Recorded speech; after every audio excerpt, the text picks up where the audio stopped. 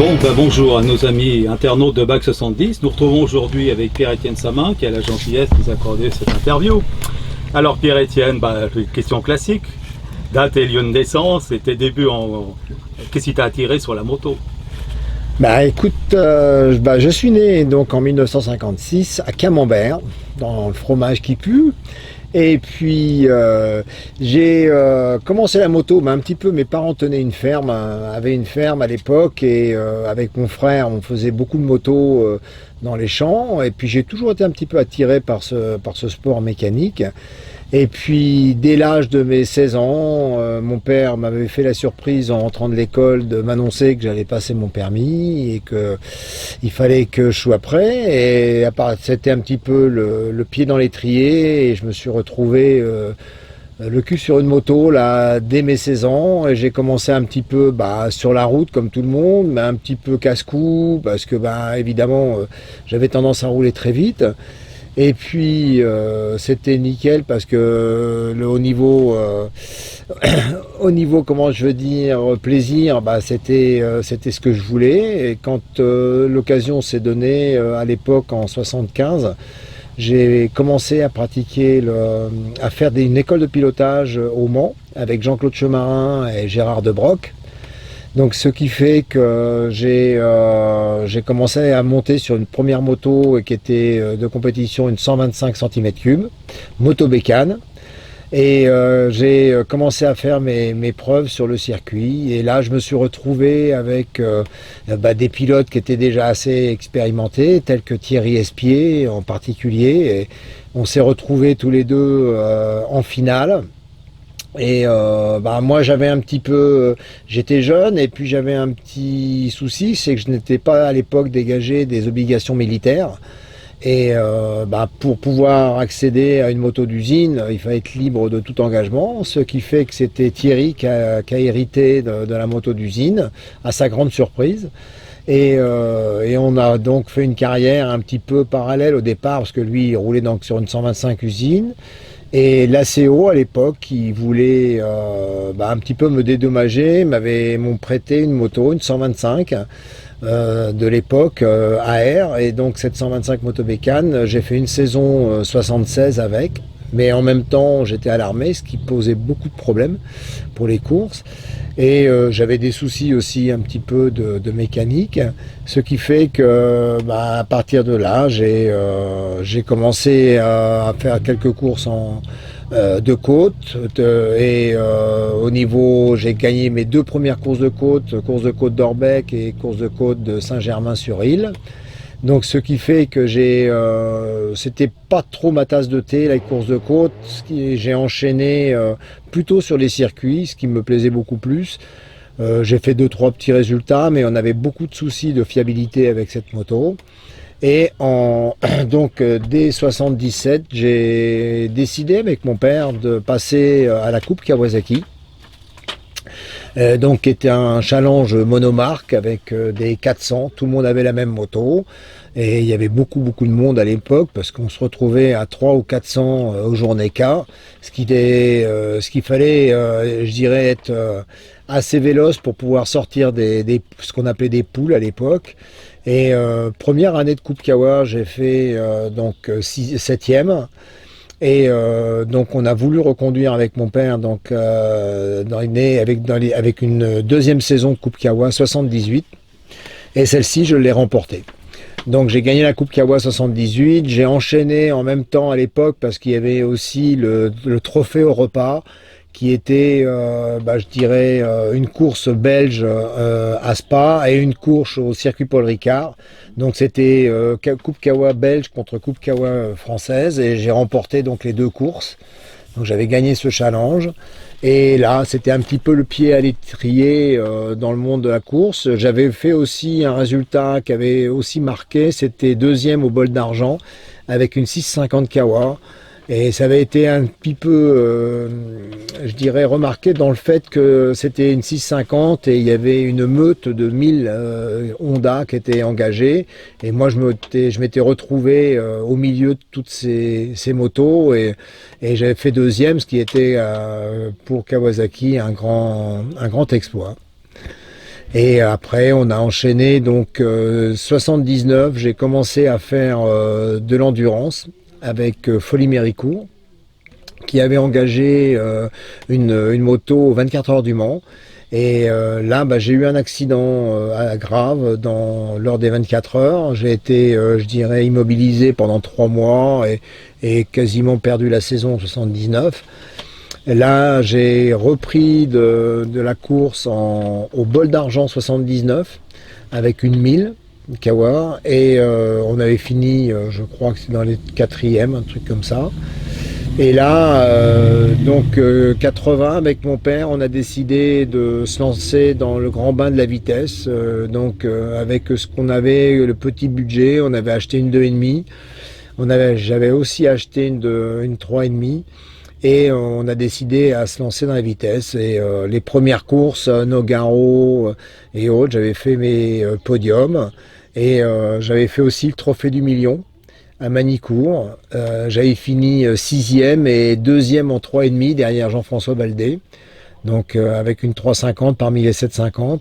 Ce qui fait que je m'étais fait déjà remarquer par un pilote à l'époque qui lui était plutôt sur la branche endurance, qui était Jean-Bernard Père, qui m'avait remarqué. Et j'avais fait aussi le Grand Prix de France au circuit Paul Ricard. La même année, en 1980, et première séance d'essai de Grand Prix, je fais la pole. Et là, beaucoup d'étonnement par rapport à tous les autres pilotes. Ils se demandaient d'où je venais et autres. Et donc, pendant tous les essais, j'étais dans les 10 premiers. J'avais fait 7e donc, au Grand Prix. Et me faisant remarquer par certains préparateurs, et ils avaient remarqué que j'avais une moto qui était relativement, je dirais, lente dans le bout droit. Ils m'avaient promis de me donner un bon moteur. À l'époque, j'ai fait une erreur. Mon père m'avait dit, garde ton moteur et tu seras sûr au moins de finir dans les 10. Et j'ai voulu avoir un petit peu la bouchée grande. J'ai accepté à ce qu'on me le prête une 2,5 un peu mieux préparée. Et résultat des courses, c'est qu'au tour de chauffe, la 2,5, le moteur a cassé. Et je me suis retrouvé donc sans rien. Mais parmi, je dirais, les gens qui me suivaient, il y en avait un qui prenait des partiels à l'époque.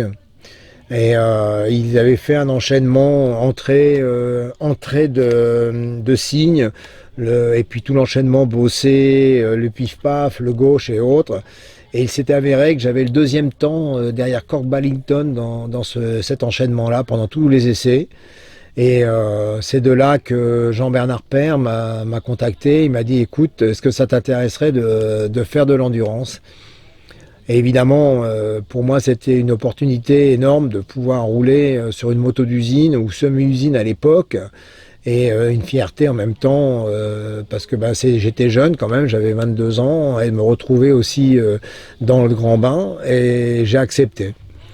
Et cette époque-là, en 80, il m'a demandé de faire 2 courses d'essai.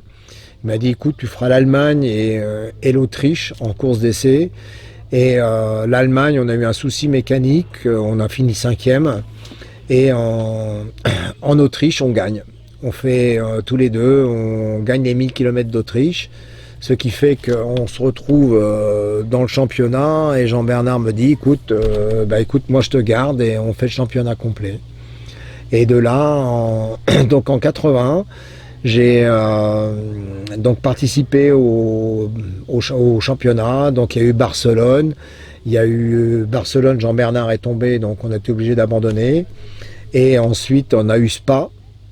Et là malheureusement Spa, c'est moi qui suis tombé assez gravement. Et résultat, il y avait eu la moto à reconditionner. Et c'est justement Jean-Bernard, en allant chercher des pièces chez l'importateur Bonnet à l'époque, malheureusement, qui a trouvé la mort sur la route avec une moto à ce moment-là. Et là, pour moi, le monde s'est écroulé. Je ne savais plus trop ce que j'allais faire, ce que je devais faire. Et sous, je dirais, la demande des Japonais et sur l'acceptation de la famille Perret, ils ont accepté d'engager 2 motos au bol d'or et en souvenir justement de Jean Bernard, avec comme dirigeant mécano un certain Dominique Mélian. Et c'est de là que donc on a participé au vol d'or avec il y avait donc Sa main grosse sur une première, il y avait Monin Green sur la deuxième, et on a fait le doublé. On a fait 1 et 2, et donc là ça a été un petit peu le départ de la compétition, je dirais Suzuki officielle pour la suite, et ça s'est appelé donc dans la suite le CERT, qui a été dirigé par Dominique Mélian. Et de là, on a continué à engager, je dirais, la moto. On est parti. Je suis retrouvé comme pilote officiel en 81 avec Jacques Luc, qui était mon coéquipier. Et la deuxième moto, c'était Hervé Moineau et Richard Hubin. Et en 81, donc, on a gagné les 24 heures de Spa avec Jacques. Pierre-Étienne Samin, depuis le début de la saison, on dit que la Suzuki va vite, qu'elle va bien. On a tendance à le croire, mais on attend toujours une première victoire de Suzuki. Oui, c'est certain, on a eu d'énormes problèmes depuis le début de la saison, vu les résultats que l'on a eus. À mon avis, il y a beaucoup de problèmes mécaniques qui se résolvent au fur et à mesure de la saison. Maintenant, on revient dans la compétition au niveau de la mécanique, et j'espère que maintenant on aura le résultat au bout. Ça, en fait, pour le championnat, ça devient peut-être un peu difficile, mais il reste tout de même 4 courses à gagner si on compte le vol d'or. Oui, c'est sûr, on a 4 courses à gagner, mais enfin, il ne faut pas non plus rêver. Cette course en Belgique peut être très importante pour nous, pour essayer de gravir la 3e place, ou du moins un podium au championnat du monde. Bon, que ce soit aussi bien Richard ou que Richard et Hervé que Jacques et moi. Nous ferons notre possible. Nous, ce que nous voulons, c'est essayer d'obtenir une mécanique fiable pour la saison prochaine, disons disputer, alors là, essayer d'avoir le titre. Qu'est-ce qui fait courir Pierre-Étienne Samin ? Je pense tout d'abord c'est la passion de la moto. J'ai toujours aimé aller vite, aussi bien en moto d'une part et sur d'autres véhicules tels que la voiture ou bien de tout, le vélo, c'est n'importe quoi, tout ce qui est engin roulant. J'ai toujours aimé le sport mécanique en lui-même. Maintenant il y a une motivation, c'est vouloir réussir et vouloir se montrer vis-à-vis des autres. Je crois que c'est ce qui me pousse le plus. Et on a fait 3e au championnat du monde d'endurance. En 82, donc on a continué, et là j'avais Dominique Pernet comme coéquipier. On a gagné 2 courses, on a gagné les 24 heures du Mans et on a gagné les 1000 km de Zellweg pour une 2e fois. Et ensuite, on a eu énormément de soucis de fiabilité, de mécanique, et on a eu des abandons malheureux sur des casses moteurs. Donc ensuite, on a fait 83. Et là, en 83, on est parti avec des motos toutes nouvelles, avec des motos cadre alu et autres, et on a donc enchaîné sur un titre pour de Hervé Moineau et Richard Hubin. Et donc la suite de ça, c'est qu'en fin d'année 83, Suzuki avait décidé d'arrêter je dirais le championnat du monde d'endurance. Et on s'est retrouvé à plusieurs pilotes donc sans guidon. Et c'est de là que j'ai été contacté par comment il s'appelle Georges Gaudier, qui m'a contacté et qui m'a demandé si je voulais rouler sur les Gaudier genoux pour faire le championnat de France de production. Donc là, d'ici, j'ai accepté parce que pour moi, c'était un challenge intéressant, changer de marque d'une part, et puis en même temps faire un peu de vitesse, que ça a toujours été un petit peu mon choix, mais malheureusement, j'avais des opportunités en endurance, donc j'ai pas voulu les perdre. Mais j'ai toujours été très attiré par la vitesse. Et donc cette année-là, en 84, donc je suis rentré chez Georges Gaudier et Alain Genoux. Et sur le championnat de France de Superbike, à l'époque ça s'appelait Production, sur les 14 courses, j'ai gagné 14 victoires, 14 records du tour, 14 pole positions. J'ai tout remporté, et donc ce qui fait que 85, on a rejoué le titre avec Georges Gaudier, mais cette fois-ci sous la houlette de Kawasaki France. Et donc j'ai rejoué mon titre. J'ai remporté une deuxième fois le titre de champion de France production. Et le fait que je faisais de bons résultats, j'ai été contacté. Georges Gaudier avait donné mon nom à un certain Serge Rosset, qui lui était manager des Honda Benelux, avec comme pilote Christian Leliard et Didier de Radiguez. Et à cette époque-là, Georges Gaudier était persuadé que je pouvais faire quelque chose en Grand Prix. Et il a soumis mon nom à Serge Rosset, qui lui a accepté et m'a donné l'opportunité de faire 2 Grands Prix. J'étais jamais monté sur une 500. Et je finis donc 5e à Assen pour mon premier Grand Prix. C'était mes premiers tours de roue sur une 500 Grand Prix. Et ils m'ont donné une deuxième chance donc pour Le Mans. Et là, je finis 6e au MotoGP. Enfin, c'était à l'époque Grand Prix 500 sur une Honda Benelux. Et je fais 6e donc au Mans. Donc ça a été un petit peu le pied à l'étrier. C'était un petit peu je dirais l'envie de vouloir continuer dans ce domaine, mais je voulais absolument rester sur une moto au minimum pour pouvoir me mesurer avec les autres, et j'ai eu d'autres opportunités, mais qui n'ont pas abouti, faute de matériel, je dirais, compétitif. Et en 85, donc j'avais rejoué mon titre. En 86, j'ai donc resté chez Kawasaki.